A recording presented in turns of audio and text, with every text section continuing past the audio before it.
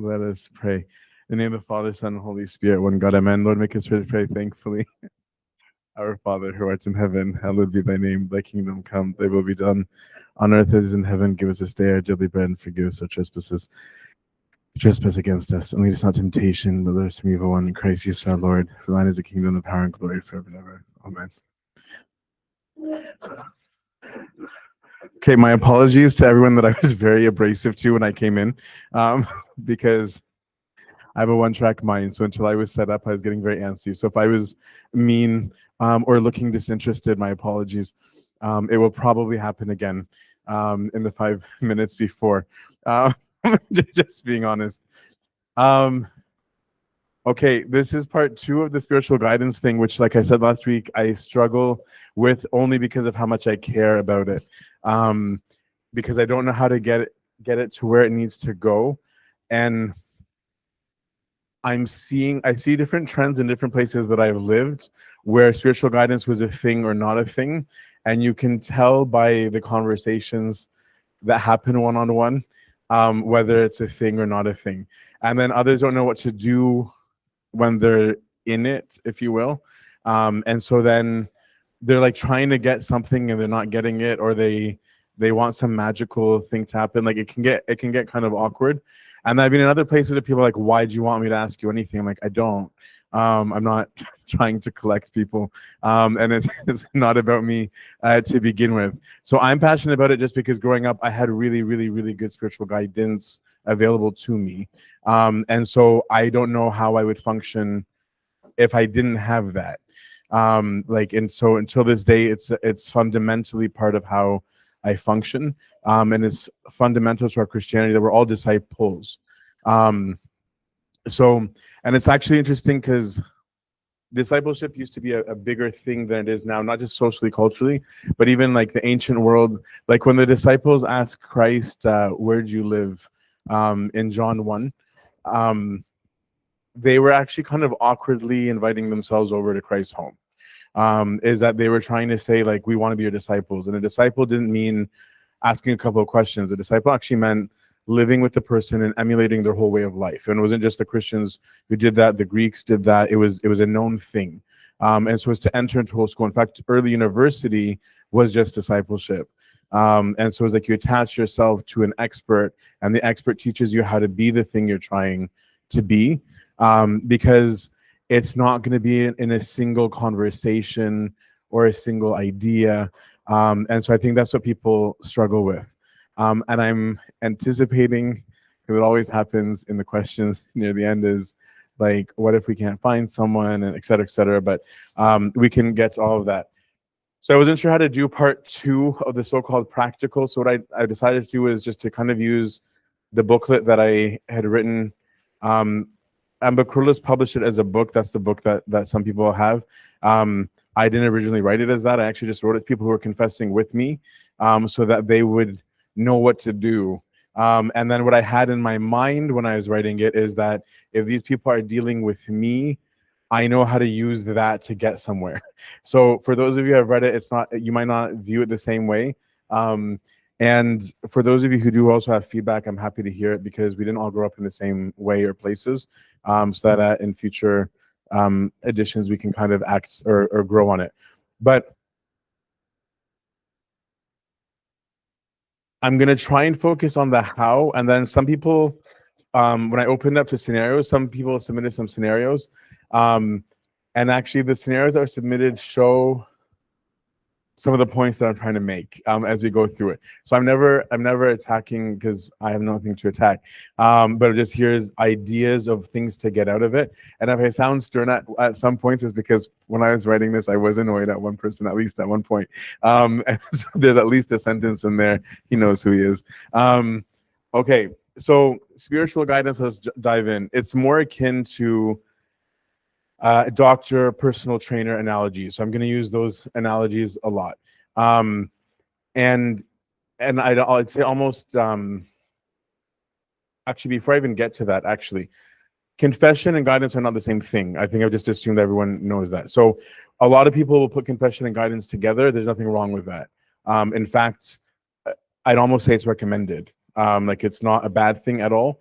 Because some people now, there's a trend where it's become elitist to be like, oh, I have a spiritual guide. And so like, that's not the idea. So is that I'm when I'm zooming on the guidance part, is to say that sacramentally, the sacrament is just, here are my sins. The guidance part is optional. Okay, like, so this is not something that is mandatory from a salvific point of view. Although I would argue that functionally it's mandatory, because I don't know how anybody could be a Christian without learning how to be a Christian. So actually, if we can plug in guidance to all the talks that we've done since we started, what I'm trying to get at with all of this is that those first few talks that I know some people found theoretical, they're not when you start applying them to real life. And guidance is the space where it gets applied to you personally. I was saying, well, what do those ideas mean in the context of your life? Right? That's actually the point of guidance, is that if we come back to absolute truth, that has a very direct impact on how you're guided, right? If we talk image and likeness of God, the narrative, that has everything to do with how you're being guided. So it all kind of comes together. So coming back to this, is that in spiritual life, you're going to this guide that you're viewing as in some way your spiritual physician, or your specialist, who may or may not be your primary. So like we said, guidance isn't mandatory, but practically I think it is or should be, because I don't think anyone can live without seeing a doctor. So theoretically you can, right? But it's probably not a good idea, especially if doctors are available. Then I think, why would you not? So a person can grow up not asking a single question to an expert. That's doable. But they might have missed out on a lot. So yes, it's optional. So in confession, I would say you're kind of stating definitive issues and receiving a definitive remedy in that moment, if I can just kind of reduce it to something. And it's not perfectly capturing it. Of like, I did this, okay, here's the cure, right? God absolve you. Whereas guidance, on the other hand, is seeking overall health and wellness, and it's personal formation supervised by an expert in the field, right? So it's getting you better when you're sick, it's maintaining health when you're well, and it's pursuing excellence when you're doing fine. Like, it's not static. It's not only when I have a problem that we need to go see the person that we're getting guidance from. And confession, for example, is not the time to discuss wellness or life goals, but guidance is, right? And some people, actually, it's funny because not everyone knows that difference in ACT. So some people would get very frustrated when they, like, in both sides, where some people are going in wanting direction and advice, and then they go in and the priest is just silent. And it's like, probably your priest grew up with it being only confession, and he's waiting for you to ask a question, or he won't intervene. And so, whereas others are like, why are you talking? I just want to say my sins, you don't need to talk. And so it can be helpful to know what you're going in for. As we talked about last week, before I even get into the spiritual guide and how it looks like, etc.,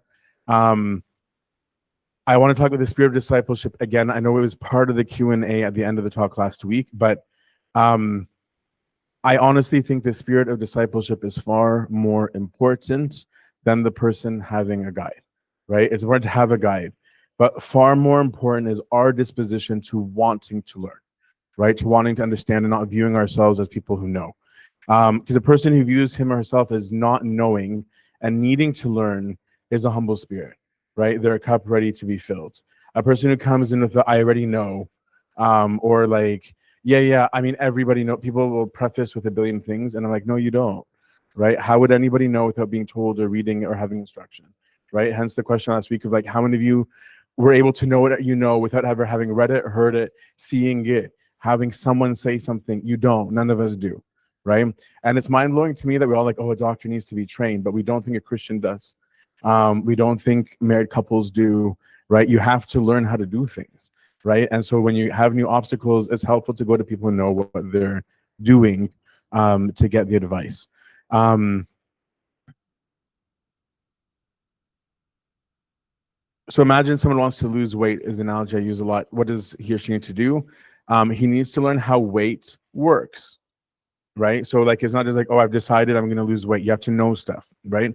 Um, so if they're going to lose weight, then they need to find out how to know things about it. So they might need to get a trainer. They might need to read stuff online about nutrition. They might need to find out what's going on with their diet. Suddenly, just the wanting to learn how to do it opens all of these different facets, all these different things that are sources of knowledge. So the point is, people need to know that they need to learn. And I just think that we're losing that spirit, that we just think we can all freestyle, like, and do it yourself kind of mentality.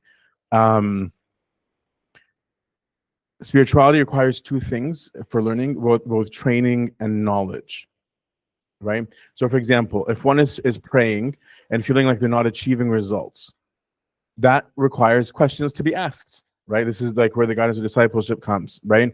What was the person expecting prayer to do, first and foremost? Because how did you assess it didn't do anything, right? So what were you expecting?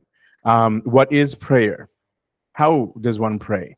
What is the point of prayer? What should one expect in, from, and during prayer? And that can lead a whole thing down the track. And that's why it gets so personal. There might be one person saying, no, I already know that. My issue is this. Another is like, oh, I thought that I was supposed to feel X, or I thought that God would do Y. And suddenly it can actually take a trajectory of learning. And so many more questions can be asked. Even like funerals, I mean, it's the worst time to say it to people, but like, why did God do this, right?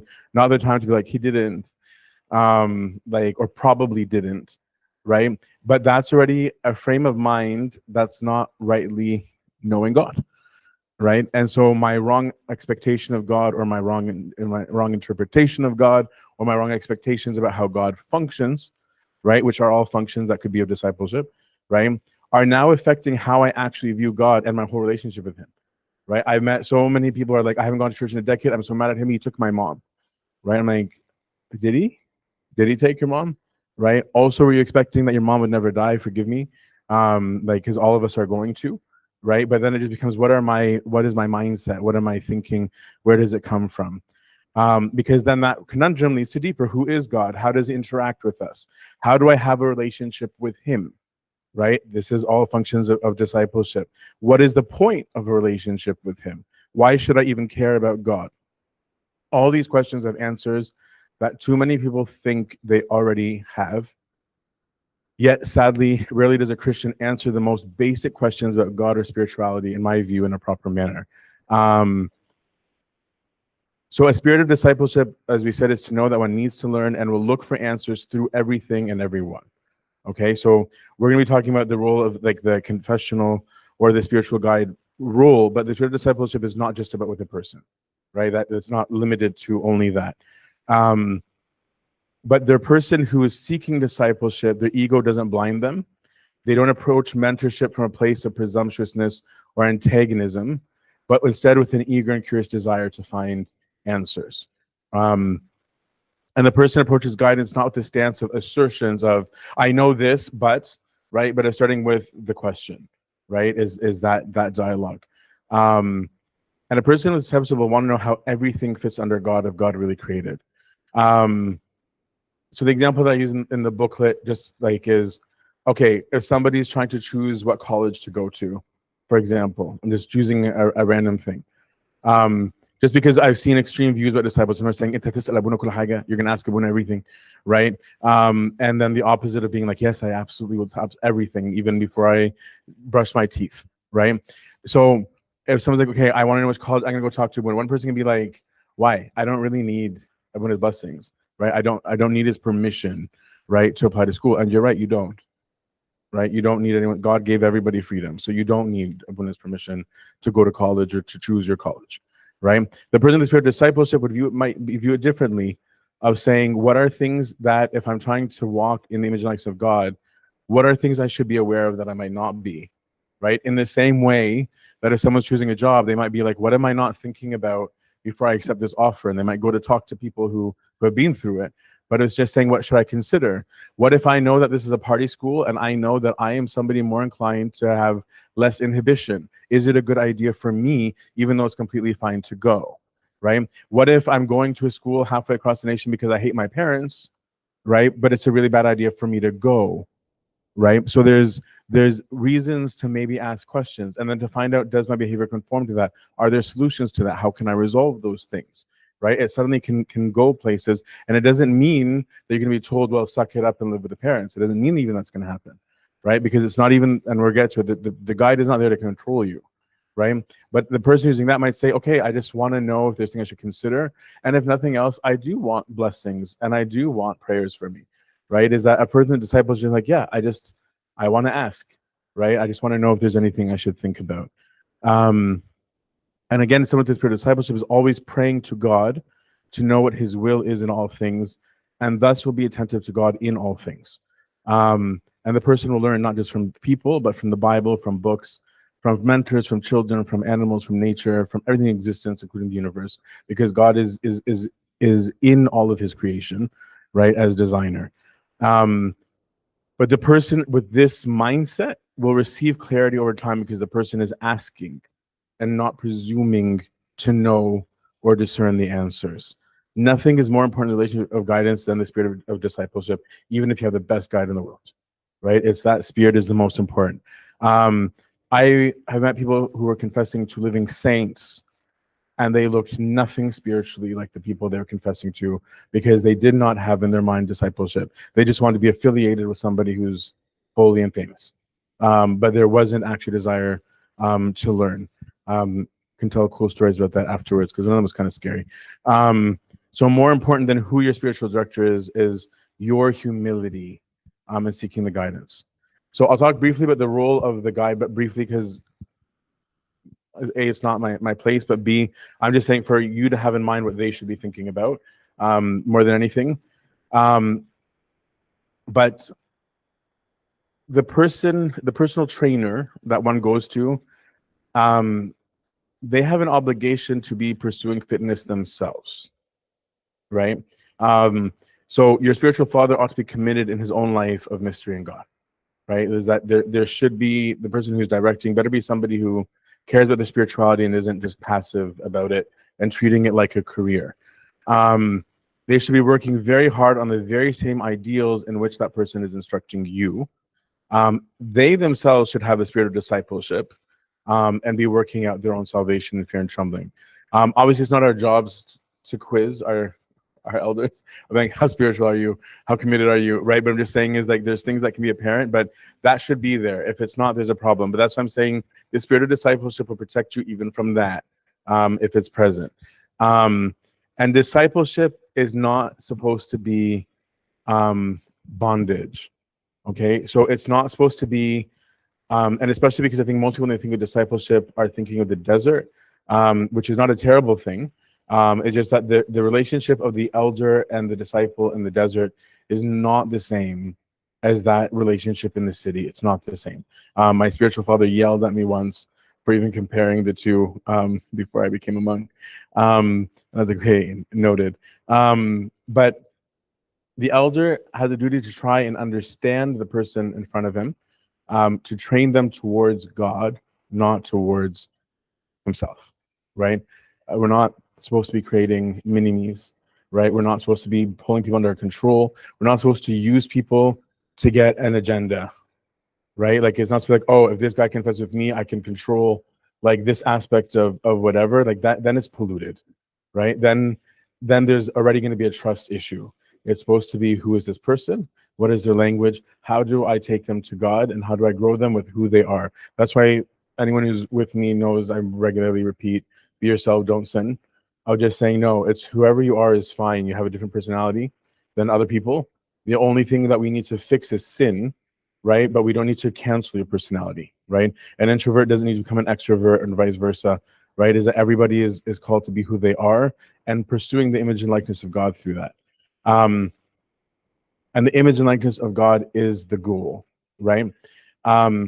And the person who's giving you the guidance, and we're going to get to point, because I keep using a he, even though it doesn't theoretically need to be a priest, but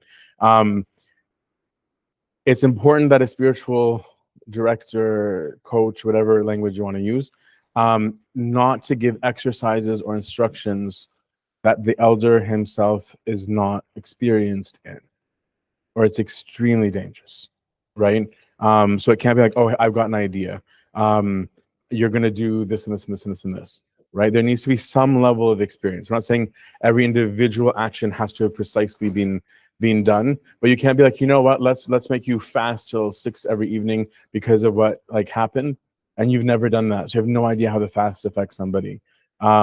Or dole out matanyas and you've never done one, like, or you've never done them in this way, right? Or telling somebody you're going to stay silent for a week because of this thing, without taking into account their whole life, and then breaking them, right? Is that there's got to be some wisdom there. Anyways, I'm not going to spend the time on the trainer, but just know that those are things that they should be thinking about, and that if you feel like something's wrong, make some noise.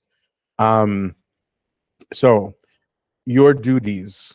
I'm going to ramble and then open it up to either the live questions or the scenarios if there's time. First of all, is to take guidance seriously. Like we said, it's optional, but if you choose it, be serious, give it reverence, give it duty, give it time. It's not as useful if you treat it irreverently. If you're trying to go in your relationship with God, then you've got to take it seriously, right? People take, I think, their weight sometimes more seriously than they do their spiritual lives. So you need to be faithful to exercise that are given to you, right? If someone stops eating properly after a week, they're not going to see the same results, right? So faithfulness is important. If someone stops antibiotics after a day, they might not only not recover, they might even develop resistance, right? So like there's a need to be faithful.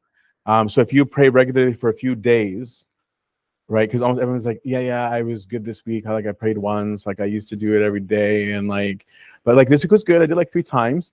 And it's like, okay, cool. Like I'm not making fun of anyone, right? But at the same time, it's like, don't be surprised when it doesn't do what you thought it was going to do.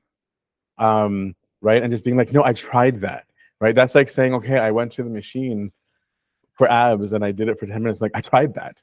And like I didn't get the abs, and I was like, because it doesn't work that way. And so like there's a consistency that's needed to do something. Initiating and committing. It is your duty to initiate and establish meetings with your trainer. And I hate saying this because I'm used to talking about this not as a priest, and so I always feel horrible when I say it as a priest because I feel like people think I'm projecting or trying to make a point. I promise I'm not. I do this with my own, with my own father confession, who is my spiritual guide. But your personal trainer doesn't show up at your house and be like, I'm here to work out, right? Your doctor doesn't show up at your door and be like, I'm here to do your annual. You book and you go. And so I'm saying it because so many people, I feel so like much like a jerk, are just like, he doesn't even care about me. Like he doesn't ask me. I'm like, yeah, I personally, I don't know how I'd feel about telling someone like, you haven't confessed in a while. Like what's wrong with you? Or like, hey, you need this. I think in some relationships, maybe it can make sense when it gets there, like that there's room for that. But I'm saying that shouldn't be our expectation, right? It should be like, no, just like I choose to go to the gym and I choose to go to a trainer, I have to take initiative. Because I don't see this reverence there that much anymore. And then so few people are getting guidance, and then nobody even knows how to do anything, and it actually diseases a whole culture, but we'll get to that. So I'll skip that part. Preparation. Okay. These are more the how-tos at this point, not the theory. Prepare for your session, and I'm going to get into the nitty-gritty of that later on. But don't just call or set up a meeting without having anything specific to talk about, right? Like when a person comes in, they're just like, so, like, just want to grow. Like, okay, cool. And what? And then like being the Christian thing. And like, I think it'd be good if I could be nicer. And like, I tried prayer and I think we could grow on that. Like, and it's all over the place, right? And so like, it's hard to know what to do like with that. So be prepared with something to talk about. I think it's actually better to wait for your next session than to talk idly for an hour, because it should be consecrated time and used in that way. It shouldn't be a time for anything other than your pursuit of the holy. you go to your guitar teacher and you haven't practiced, right? Like it's only going to do so much in that session. You'll get something, but you won't get what you were looking for. So you have a duty of trust, commitment to the elder. Don't approach with a sense of being a know-it-all. In a sense, put in your mind, I've hired this person, right? So so you can tell them whatever you want, we'll get to that, but have that spirit of I hired them because I believe they know, right? So like if I go in being like, I don't know if they know, right, then like the relationship is going to be a little strained. My bottom line, I repeat this over and over, what you put in is what you get out. Like that's really what it comes down to. And that's why with some it goes really, really well, and some others it might not. Have the spirit of discipleship. Obedience. I know about obedience because it's something everyone fears, and I actually think, I'm going to be very honest, I get the impression that, because I didn't live through it, obedience was wrongly applied in most of our parents' generation. And so I see a strong aversion actually to the guidance thing, specifically because of the obedience aspect of spiritual guidance, of people demanding absolute obedience, and that is not what it's supposed to be about. So I can understand if people were avoiding guidance, if there's a sense of, I will tell you what to do, I'll tell you whether you buy it or not, I'll tell you what to, like, that's not what it's meant to be. So first of all, obedience to anyone, including our parents, must be in the Lord. Like it explicitly says that, much to our parents' chagrin. Because even the commandment about our father and mother is one, in Exodus it says honor, in the epistles it says obey in the Lord. And so I'm still obedient, but just pointing that out. My dad used to make us repeat it over and over and over again. Anyways, he's probably going to see it. The same is true with your spiritual elder. If the thing asked of you in obedience is contrary to the gospel, then the gospel must be obeyed, period. Right? Doesn't matter who is saying it to you. If someone's telling you to lie, you do not lie. Right? If someone's asking you to manipulate, we do not manipulate. Right? Like there's things that are right and there are things that are wrong. So you cannot be asked to do wrong. That can never be the ask from you. Now, the question of absolute obedience, like I said, this is not monastic obedience. In monastic, it's seen in old school. I don't even, to be honest with you, in modern monastic, I don't even see it very often anymore. It used to be absolute. Today, I actually don't know that that's strongly in existence. But a monastic, theoretically, in the old days, was called to absolute obedience to his elder, where it'd be down to, and you read the stories in the paradise of like how many times I chewed, right? But I would point out that even that was a voluntary obedience, right? Like even that was, I'm choosing to submit to this trainer and his ways, right? And they were allowed to leave it. So that kind of obedience is not what is asked of any of us in the world, even though you could benefit from it. I just want to say that's not what's being asked. So let's say you received a rule to pray. Basically, you have a duty to obey the best of your ability with integrity and honesty, but it's not a legal issue, right? It's not like, oh no, I disobeyed, right? It's like, no, I've been giving an instruction, do I do it or not? So let's say you received a rule to pray at a particular time. You really ought to do so, right? You should treat it like it's an absolute if you want to benefit, even though it isn't, right? Of being like, if I treat it like that, I can get something from it. But let's say something occurred that prevented you from doing it.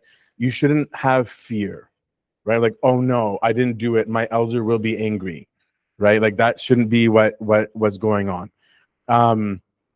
You owe a spiritual obedience to the best of your ability, and it's for your well-being. It's not for the ego of the trainer. Like if you have a personal trainer and something happened, you didn't follow the diet one day for circumstances, that's not going to be the end of the world. Like it's not like, oh, you're fired, right? Like that usually isn't going to be what triggers it. Because if the trainer sees that you regularly can't follow the program, then it could be a sign that the program isn't suited for the trainee, right? Or it could be a sign that there's another issue going on, or the person just actually has no discipline in general, right? Like, so but that inability to obey becomes its own piece of data to figure things out. So it's not the end of the world. But typically, when a person goes for guidance, if you don't have this, I'm saying all this because if you don't have these things, go get them. Usually, a person under guidance gets a kanun or a canon that's general, okay? Or some people call it a rule. So this can be like your routine behaviors that affect your overall health, okay? That just like with a trainer is diet, exercises, the gym, what time you eat, et cetera, et cetera. The same thing exists spiritually, right? And so that's what usually for people has like the amount that they pray, their Bible, their scripture, their spiritual reading, their service, like things like that. And we can discuss that more if people want at length. But the point of a rule is it's not supposed to turn into your spiritual life. These are just daily health, right? Is what they're there for. But there can be an exceptional canon. Let's say you develop the bad habit of eating very late at night and you want to stop this. Then there can be a rule that you don't eat past a particular time, right? So like there might be an exceptional being like, no, here we're adding something specific. I was addicted to Albertsons cookies in California for a while. So I decided I would only allow myself once a week in the pack of 2 because otherwise they disappear, and not in a good way. So spiritually, a daily canon we said is the best routine. Exceptional canons may help according to the situation. It could be a change in location of where you're living. It could be a church season, like it's Lent. Usually there's a change during Lent. It could be because of a specific sin that you're struggling with, of saying we're trying to curb this sin, let's have a specific thing to do. And it could be that we just want to work out a particular spiritual muscle. So we're going to zoom in and do special exercises on this thing. In my personal view, the exceptional canon should only be given if we're trying to address a specific issue, and the goal of that rule should be its removal, because we live in the spirit of freedom, right? So let's say like my mouth is getting to me all sorts of problems at work, at home, everywhere. I might be given a particular rule of silence, right? But the goal is not to have that rule of silence till the end of your life, right? It's that you learn how to use your tongue properly so that you don't need the rule, right? It's not the goal of being like, oh, I now have this rule. Because in these exceptional rules, we might be curbing your normal self-expression because something's diseased about it, not because we're not letting you speak, right? So that's like that part. Because obedience can be difficult, right? So if you're asked to do something that you can't do for conscience sake or for another compelling reason, no problem, okay? You have a duty towards your conscience. But I would suggest express it to your guide. And I'd also say try and really self-examine if you're just pulling a conscience card, or it's really a conscience issue, right? Is it really that my conscience is bothering me, or is it that I just don't like this? Because they're not the same thing. If it's I don't like this, then struggle with it. That's part of the work. Just like you don't gain muscle without resistance, there has to be strain, right? You tear it to build it, right? Is the same thing spiritually. Whereas if it's really a matter of conscience, no, you're allowed to say I can't do that, right? I don't feel comfortable and my conscience won't allow me. That's valid. Sometimes we fear obedience because we're afraid to look bad, or because we want something that's not right. Sometimes we fear obedience because we don't want to stop a particular sin. So just make sure that your reasons for failing to be obedient are not wrong reasons. And if they're wrong, fight yourself. But regardless of whether your reasons are positive or negative, talk about it, which is what the theme is going to be, because that's insight into your soul. That's how we grow, right? Of being like, why were you struggling with that? I still, with my spiritual father, and he's known me like forever. I still am like, I don't want to tell you this one. You're gonna judge me. And I know I'm gonna say it, but I'm just like, it's a sign that I'm particularly embarrassed about that one, right? Because I should be just as embarrassed about most of the rest of my list. So discuss it, because it's not an issue. Terminating a relationship. You can, because of a lack of balanced obedience, choose to end a relationship.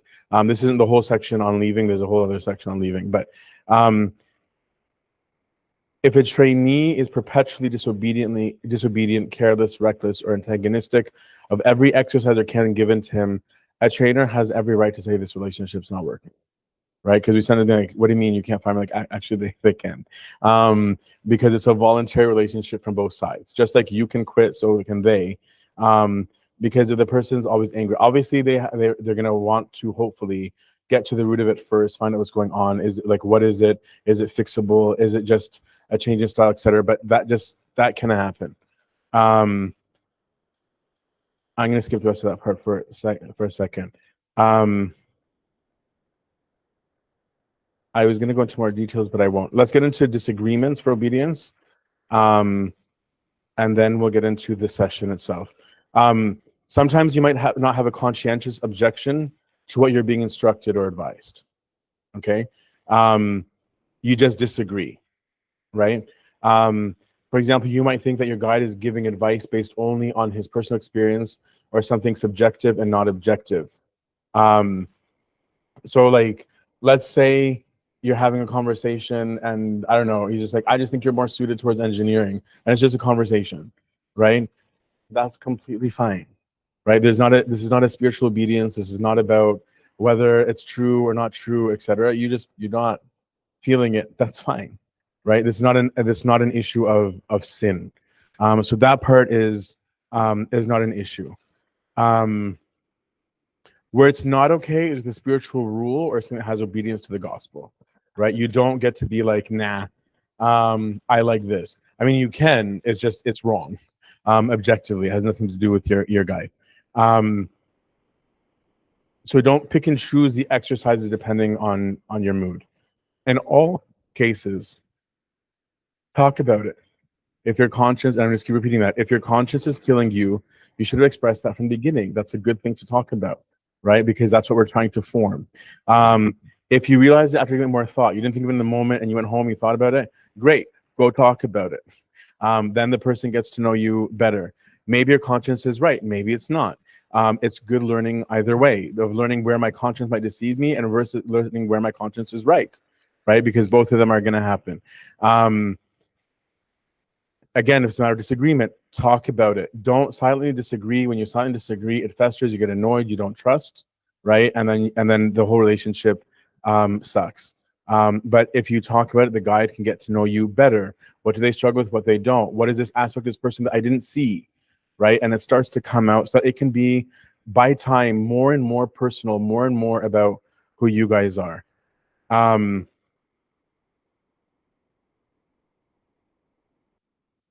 It's become a popular belief. I'm sorry, I know that there's a lot of blabbing. It will change in a second.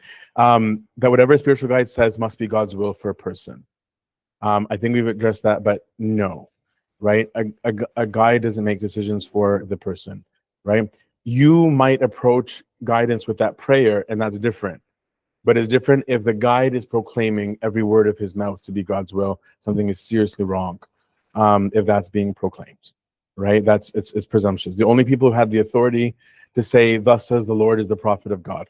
It's a very presumptuous thing to say that whatever I speak is God's will, right? We can think of like, it looks like this is God's will. This seems in accordance with God's will, right? This seems like God is speaking, but it's different to proclaim God has said this and I know it, and therefore that's scary. Having said that, because I've experienced this myself, when a person is regularly praying for guidance through the relationship with the guide, it is very common for God to speak through the guide. I know for me, this is particularly true. So while I'm making very clear whatever the guide said is not definitively the word of God, it doesn't mean that God isn't actually often and regularly using it to speak to somebody who actually uses that. It can become sacramental when a person approaches it prayerfully with of God. So I'm giving a volunteer. I'm just thinking of a case in my mind where my father confession growing up had forbidden me from something like that had nothing to do with sin. And it was the first time that I got really, really angry. And I was like, not the first time I got angry, it was the first time I got really angry at him. Definitely been angry many times. And so I was so annoyed because I was certain that it wasn't what God was saying. But I also care very much about obedience. And so I went on and I discussed it with him. I threw it my only tantrum with him and then had like a heart to heart. He tried to gloss it all over. I'm like, I was still pissed. Went to my retreat in Egypt, and I'm hanging with the hermits and with another saint, God opposed his soul.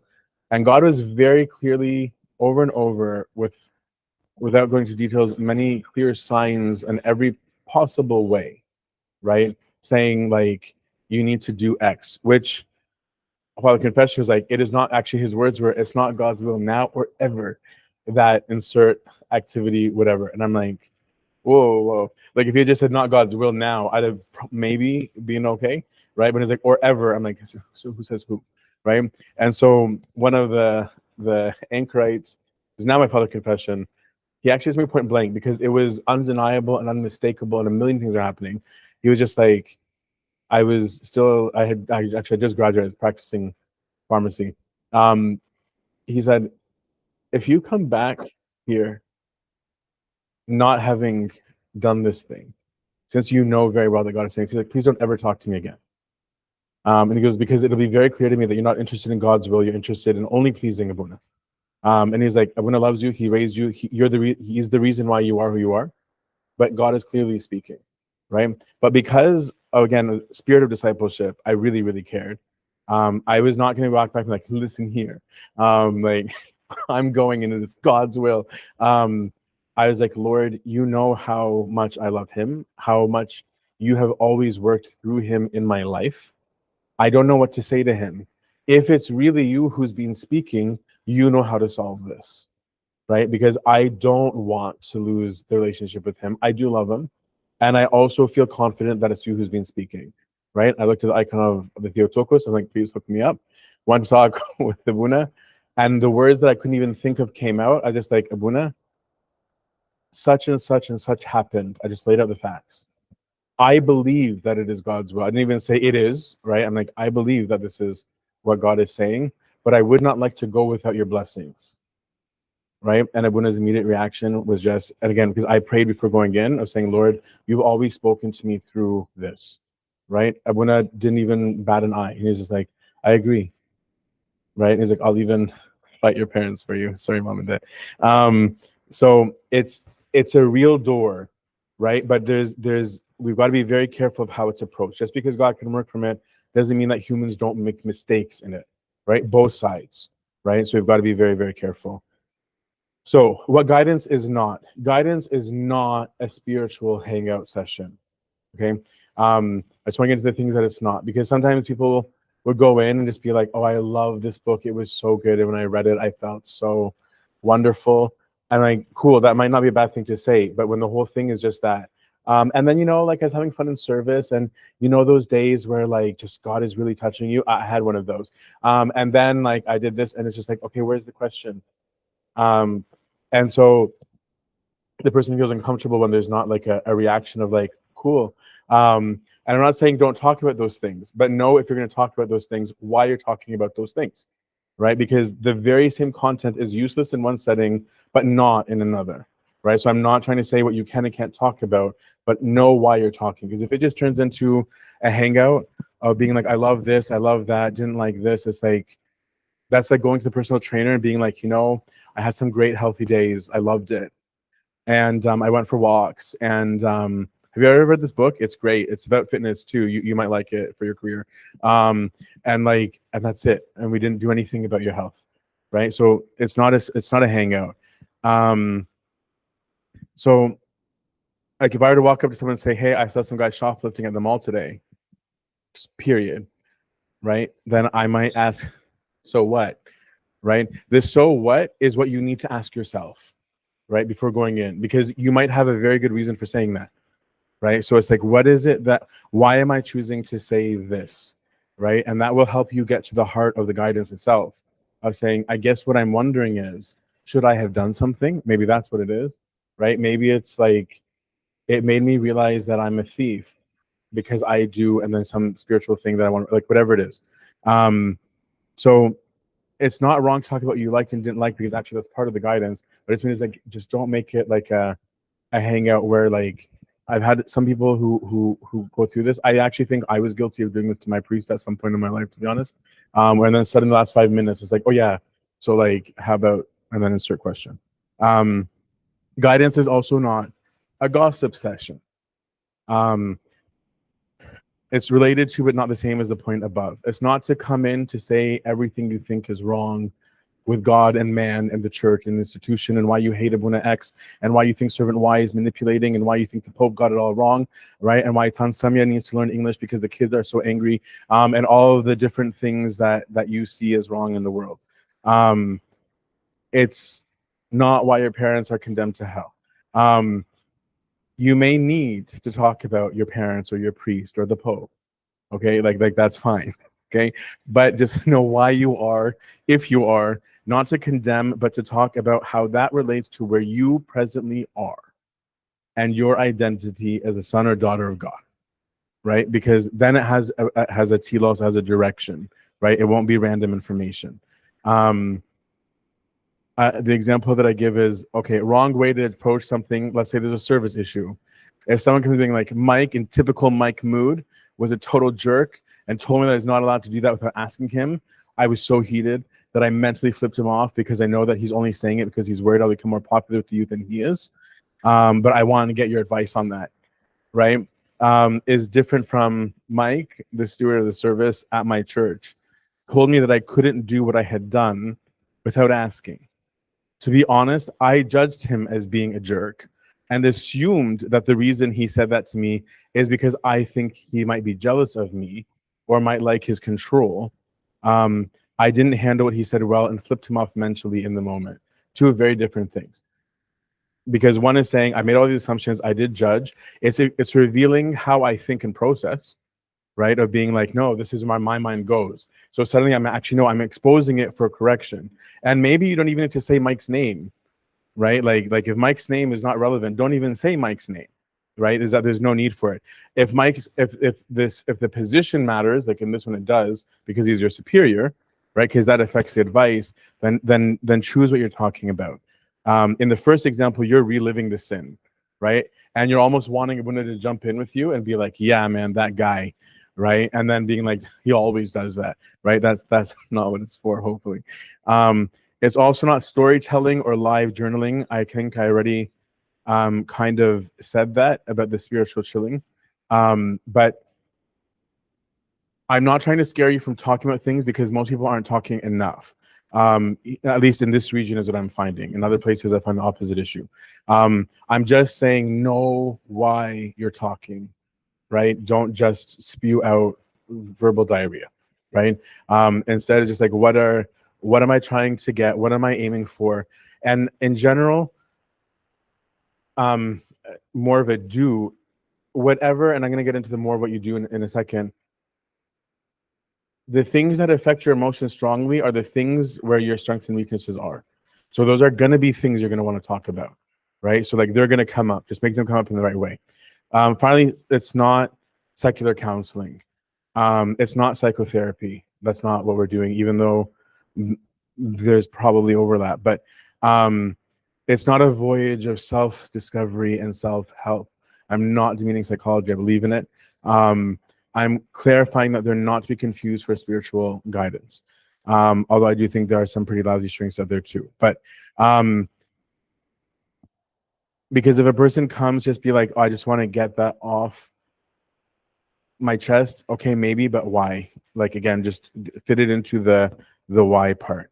Because what it is about is real life.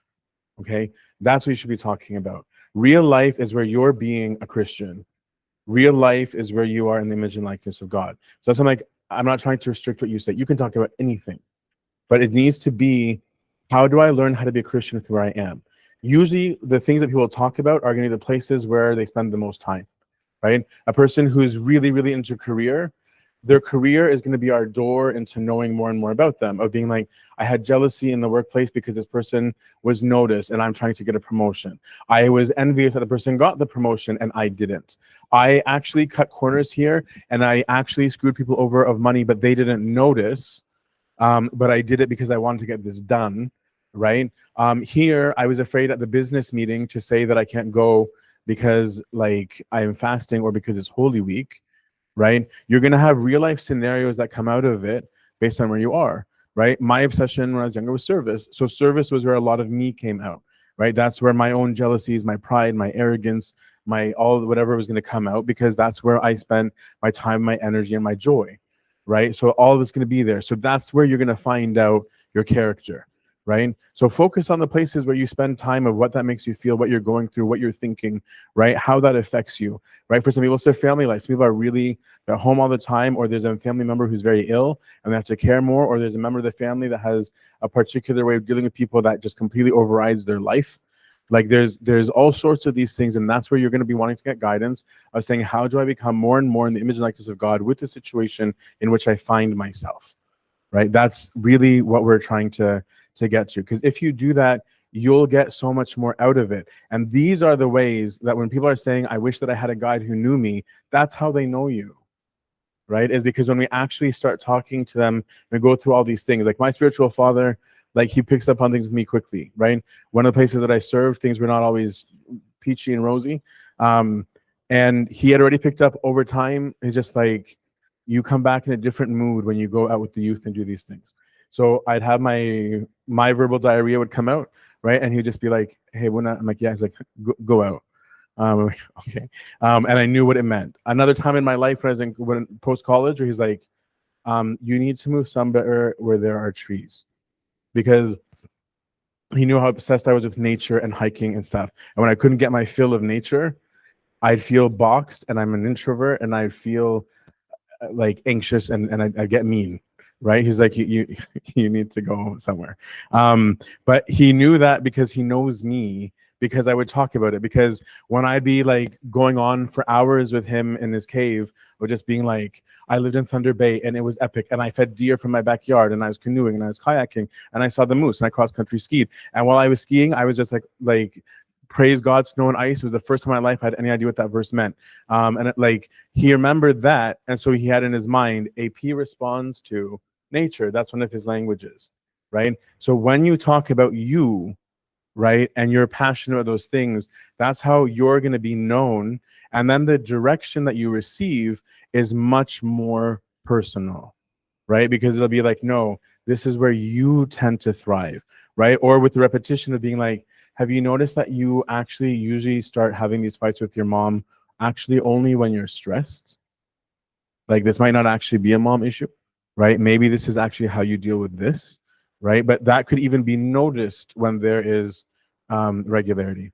So before going in, prepare, right? This is the how to. If you're going for a session, prepare. Before going in, number one, pray. Pray for God's guidance.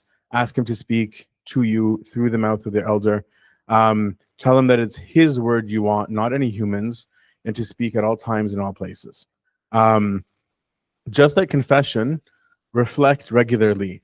I've written a bunch of questions that were meant to just be starting points. This is not an exhaustive list. In fact, like I could write a whole series of more questions for married couples, for singles, for whatever. There's a million that could be asked. But I'm just saying, if you start asking these, you'll start realize the things that you could be asking guidance about, because a lot of people, when they're first starting, don't know what to ask about, right? So in what ways am I living according to the image and likeness of God? Do I even know what that means? Right? Like what does that even mean? Am I acting like a Christian? Do I even know what a Christian looks like? What things are going well for me? It's not always what's going badly, right? What things are going well? What am I excited about? What's been growing in my spiritual life? What are things that I like? What are things that are not? What are the reasons they're not going well, right? Doing some analysis. Have I been faithful to my spiritual canon or not? Why or why not? Because this is data. It's not just about whether you did the checklist. It's learning something about you, right? Am I consciously feeling like I'm in a relationship with God? Why or why not? Do I feel like I'm only in a relationship with God in the random moments where I pray, or only when I'm in liturgy, right? If so, cool, like that's something to talk about. What are the underlying motivations of my actions, thoughts, and behavior? So you might be doing the right thing for the wrong reason, right? So think about it, right? Like I might be keeping my silence, not because I like the virtue of silence, because I know it makes someone look bad, right? So what is my motivation? Was I silent because I thought it let everyone be slow to speech, right? And that's what I was trying to do. Or was it, no, if I keep quiet, Hoa Sheklu's Bela, right? Like he looks like trash, right? Because if so, that's the motivation. Let's talk about it. Or I might be doing something wrong for a very good reason, right? And so I still have to deal with the wrong, but I might be doing it being like, I lied because I actually didn't want them to look bad, right? So suddenly it's actually I did something wrong, but because I actually cared. It's not always about how bad you are, but I'm like, I don't know how to fix this, right? But I've been doing it for this reason. What am I mostly thinking about? Pay attention to your thoughts, right? Should I be thinking about that? Where do my thoughts usually go? How do I spend most of my time? How are my relationships with others? Are there people that I'm not at peace with? Why? And am I pursuing peace? Are there decisions that I need to make soon? And when I make this, when I brought this point, it's funny because a lot of people thought I meant here saying, "How dare you do a decision without guidance?" No, what I mean is, if there's a decision that comes soon, am I thinking about it spiritually minded? Do I maybe need guidance of what are considerations that I should have? How do I spend my money? I'm throwing out random stuff. Am I selfish? Right? Am I selfish even though I have enough? To what extent do I have the gospel before me? And what aspects would I like to grow? And how well is my service going? How faithful? There's a million. I'm not going to read them all, but these questions can help you figure out what to do, because sometimes what you're doing when you go forget guidance is you don't realize you have diseases, and you don't get to talk about the diseases because you're self-diagnosing. So you only go in and say, I'm going to talk about just this. And it's like, but just this might not be your problem, right? That is your symptom, and it might not be the root cause, right? And so that's when like some of these questions can help do it, because if we're looking for spiritual healing and growth, then you need to have it exposed. It needs to be a whole list of the symptoms, right? And then that way it can be brought out. Real life scenarios, and I'm gonna skip some of these. Real life scenarios, again, if you don't need to say someone's name, don't. If you must, okay. And don't be general, right? When a person comes in like, I just want to be more patient, right? Because this is what people struggle with when they go for guys, like, yeah, he just gave me the same oil. And I'm like, yeah, because you gave the same oil, right? Or just being like, I just want to be patient. I want to be more peaceful. I just want to be a good person, right? Like, what does that mean? Right? Because in asking that question, there must be something you're doing that makes you think that you're not patient, or that you're not kind, or that you're not a good person. What is that? Right? Because that is where we can start from. Because then the guidance won't be general. It won't be like, okay, well, here are the steps for patience, right? In 10 easy steps, you'll be a new you tomorrow. Like, that's not how it works, right? There's going to be like, okay, what is it? And then there's going to be exercises to match it. And you might not like the exercises, right? Of being like, not only are you not going to get angry when your mom tells you what to do, you're going to offer it first, right? And it'll be like, okay, here's part of the prescription. Feelings. Everyone has them. I don't really care about them, but I care about them. What I mean by that is we shouldn't be governed by our feelings. You're going to have them. I have them. I have a lot of them. Okay. But feelings are not how we do things. However, use your feelings to inform your guidance, because where you have strong feelings is an indicator of you. Feelers are good indicators. They're not good assessors, but they're good indicators. They show you what you value and what you don't value, right? What you're very happy about means you valued that thing. What you're very unhappy about means it was something that goes against what you value. So they're a good place to use as a jumping point. We're talking about, like, why was I so angry? Why was I so excited? Right? That can give you data. So use your feelings in your preparation, but don't use the feelings to govern how you live. So in your session, maybe review your previous exercises. I'd also say don't be over attentive as you're preparing. Don't be over attentive to your progress, right? That's not how it works. Like, nobody can really sit there and be like, oh, I'm so healthy now. There's things you're going to notice in changes in your health as you grow, right? But that can come and go. But it doesn't work that way. Like, oh, I'm now level 7 patients. You have no idea how many levels there are. I have no idea. So like, don't sit there being like, okay, no, I've stopped this. I'm now pure. No, we're not. Right? I'm now patient. No, we're not. We're just doing well right now. We're healthy right now. Okay, so thank God. But don't spend a lot of time with that, because that's not even the point, right? Like, it's just, how do I grow? How do I get healthy? So in the actual session, first pray, as we said. With me, even if it's not a confession and sometimes we go off, I will always pray first. It's our way of making it clear that this is about God and that God is present, that it's not about me and it's not about you. right? It says that we're coming together about you, but God is the one that we're coming for. If your spiritual father is also part of confession, and my recommendation, start with your symptom list, start with your sins. Because I view in guidance, I view personally sins as symptoms. I'm not viewing them in the confession sense. It's just here's an absolution. And guidance is like, no, here's your symptoms, right? Because you might be not interpreting those symptoms rightly, and you also might rightly. Like they're both possible, right? But having those first is helpful, because if you get right into your questions right off the bat, it might be like, no, this is this. For example, the correlation between judgment and lust and big falls with lust is huge, right? People who are judging people are often falling really hard. And so they might be in passing like, yeah, I judged a couple of times. Like, no. Like your judgment might be partially responsible for half of your list. And so it might be like, no, I just need to fix this. Like, no, you need to fix this. It's like, these are all symptoms of this one over here, right? So, and my recommendation, start with your symptom list. In guidance, you can go in a little bit more detail on those than in confession, because if someone just says, I lied, okay, cool, no problem. In confession list, God absolve you, you lied, right? But if it's like, no, I used to lie to like not get in trouble. Now I lie to be funny. Now I lie all the time. That's different. There's a different treatment to those, right? So just saying I lied is no longer the same in the guidance context, right? Or for example, I remember when someone confessed lust, it took me a long time to interpret what that means. And so like at first I thought it was like bad thoughts. I'm like, okay, no, they might mean porn and masturbation combo. And then with one person, I assumed it was that. And they're like, oh, no. If I need that, I just go do it. And I was like, oh, but it was all under lust. Completely different ways to deal with the battle, right? They're not the same, right? So again, what you put in is what you get out. So then bring up your, like there might be some instruction on those. Then bring up your updates positive. Everyone forgets to do positive. What's been going really well? What did you enjoy? What have you been excelling? What are the things that you never thought you'd like that you're liking? Or there might be new things that you like that you didn't used to like. I don't know why, but this week I actually, for the first time in my life, liked the Igbeya. Cool, right? Because you might even be like, okay, well, what was different about this week? Of being like, maybe we can learn more about how Igbeya fits into your rule, right?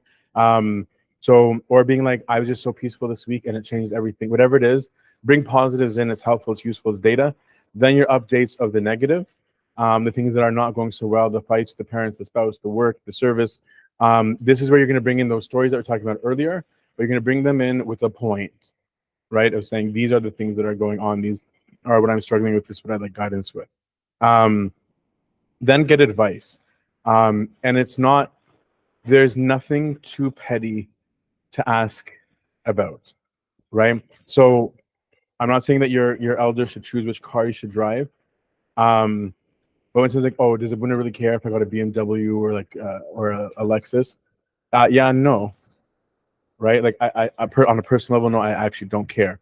What I might care about is, are you buying a new car every other month? Are you buying your new car so you can show off at church? Are you getting it because you feel inferior? Are you getting it when you can't afford it and your family is paying the price because they are receiving less because of what you put into your car? Then yeah, I care, but not because I care about the car, right? Then because now it's more about where are you towards the image and likeness of God, right? But not because, oh, you have enough in the bank account. It's not, I don't care what's in your bank account. It's how are you thinking, right? Is it in accordance with the image and likeness of God?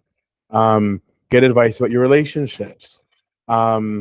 If you're single, get advice on how to benefit from that period of time. If you're in a relationship, get advice on how to grow spiritually in and through the relationship. The point is that there's nothing you can't ask for guidance about if you view things in the right way. Then discuss your canon, regular health. I'm going to skip that.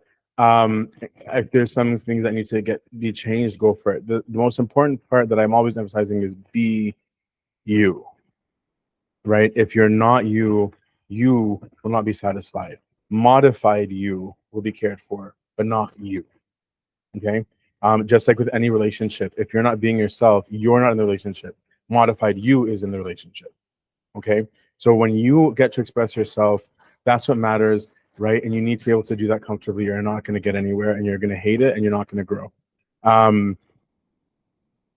If you feel like you've been misunderstood, clarify, right? If you think, oh, I think even if you're mistaken, I think Abuna thought I meant this. Just say it, right? I'm worried that you think I'm thinking this. Okay, cool. You may be right, you may be wrong, right? But at least you got it out.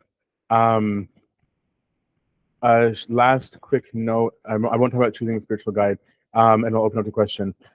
If you're getting guidance outside of the church building, because my preference, I like it being done in prayer. If it's online, if it's by phone, whatever, COVID opened up a whole bunch of things. It was never meant to be long distance, to be honest with you. Like, that's not how it was ever meant to be, because it was you growing with somebody who can see you, who can direct you, who can viscerally be there and understand you, your environment, your climate, etc. But there are situations where that's necessary for whatever reason. Don't treat it differently if you're doing long distance.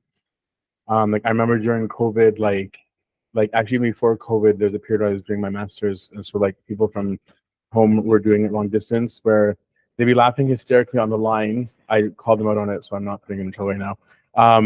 And then moving into like, I'm like, yeah, just give me 1 second. I'm like, whoa, like, not the zone for this, right? Like prep for it, treat it seriously. If you want God to be part of it. I'm gonna stop there because there's more, but I know I've talked way too long. Are there live questions first about that, of the practical how to do it? If not, I can use scenarios, but I'd rather it be whatever you guys are thinking about. Okay, good. I'll go on that. Getting flustered. You and wait for the mic. My bad. For the onliners. What's like the intake form for like a first time meetup with, like the first time meeting up with a new spiritual guide? Like, what should you really talk about in that first like session? That's a great question. Everyone's different, so I can only really talk about my personal preference. I like for somebody to give me a little bit of a biography, right, of who they are, of like all rounded, not just in the spiritual department, because what I'm hoping we'll see is there's no such thing as spiritual life in life. There's just life. So what you're like, what things you're like, what informs who you are.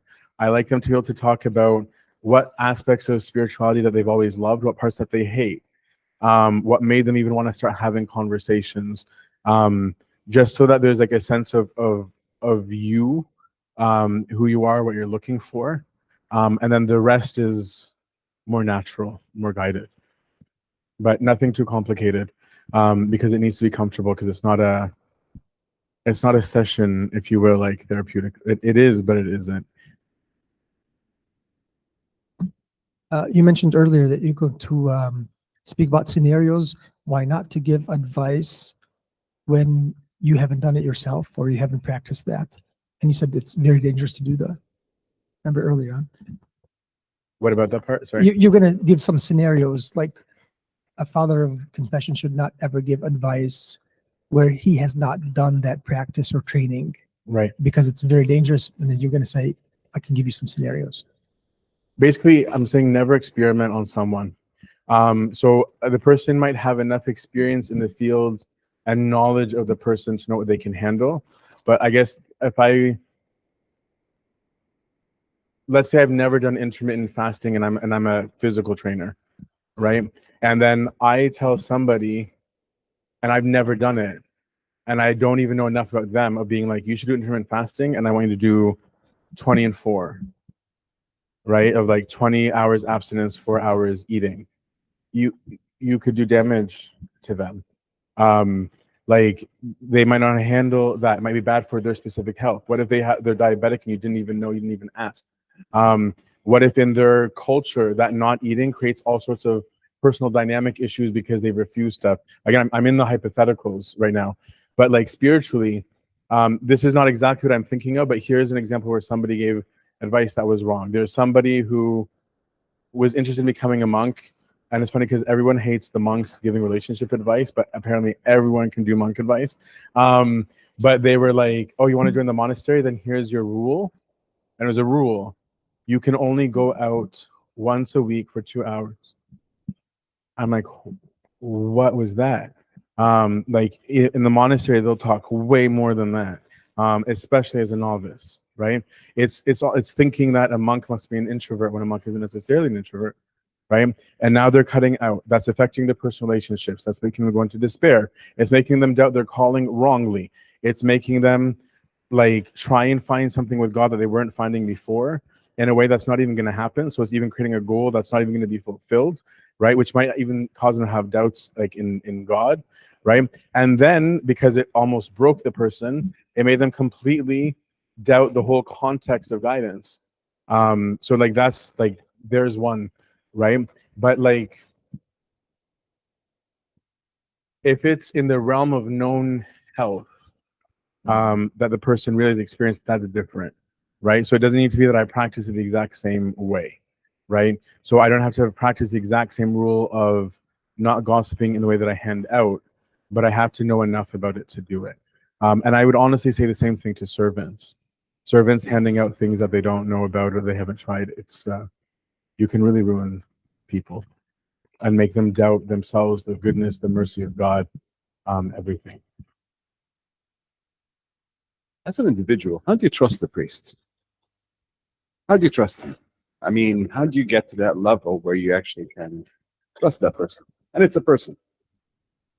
You don't have to.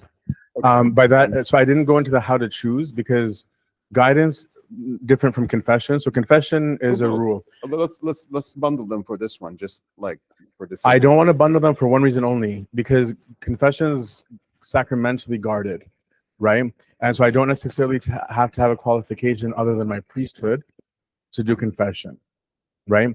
Guidance is different, and that's why the Desert Fathers are really big on you need to do due diligence in choosing your guide because of that question, because I need to be able to, right? Like if I'm going to be vulnerable, it isn't easy to just walk up to somebody just because they wear a dress, right? And say, here's my life story, right? That's very, very difficult.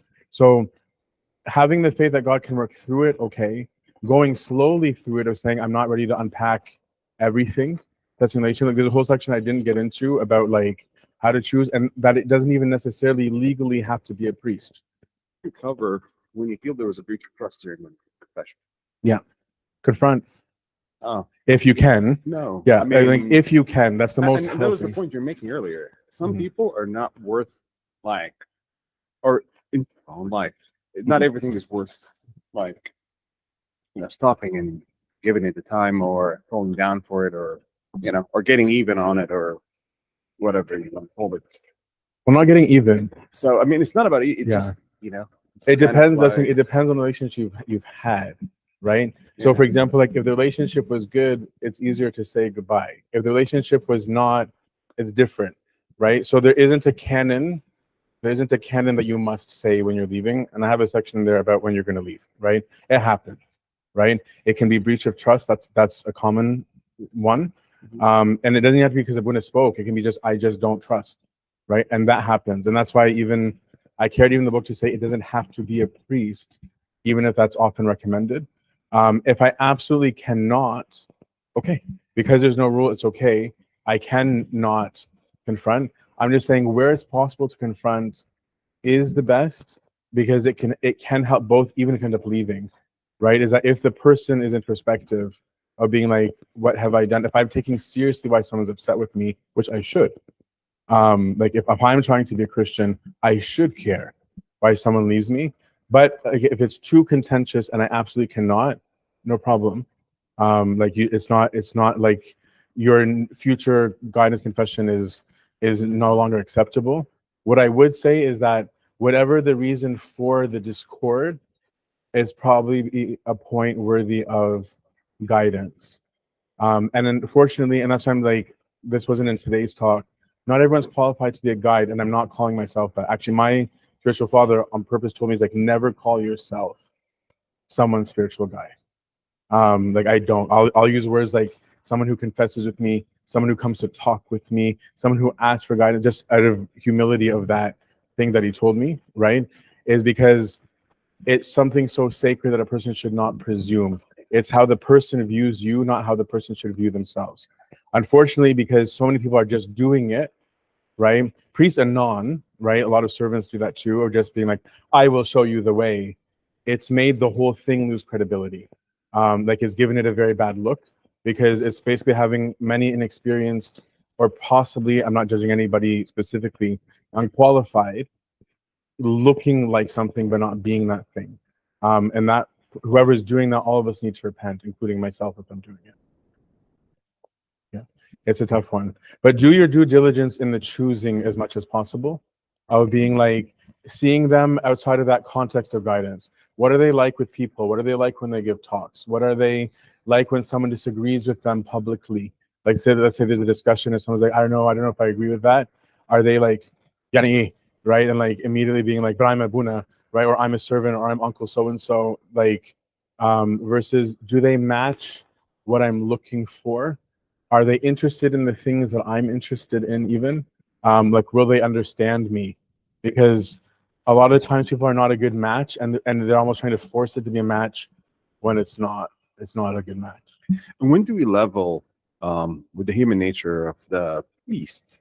Like that he might, I mean, let's say you go looking for guidance or confession and you're coming yourself untroubled, let's call it this way. Yeah. But he might be a troubled character as well. Psychologically speaking, he might not be an even, you know what I mean?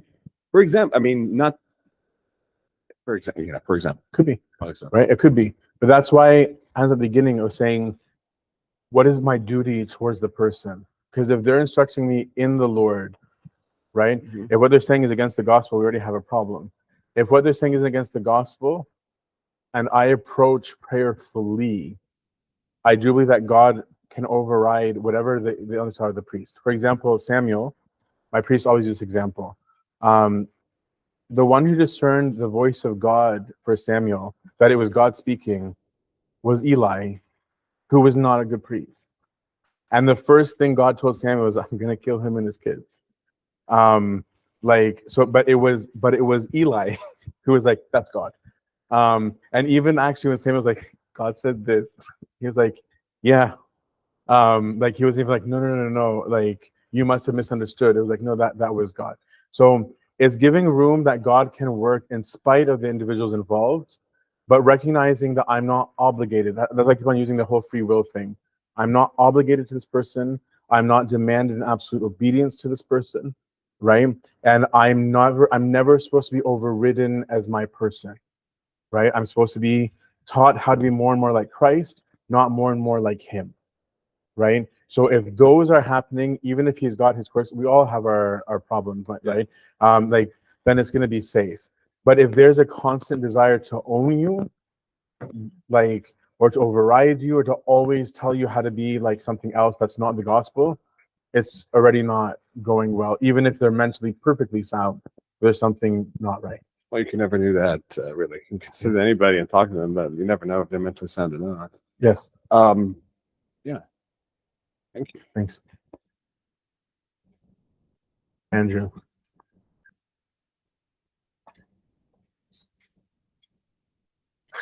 This is just a personal request, like maybe for another talk or something, but if you will actually go into one time, like how to pick a spiritual father, I think I would find that beneficial. Sure. It just sounds so pretentious when I talk about it as a priest, because I hate talking about it because I'm worried people think that I'm asking them to talk to me, and I'm not, like at all. like just to be clear. And for those who are interested, like I was just mostly summarizing from the booklet anyway.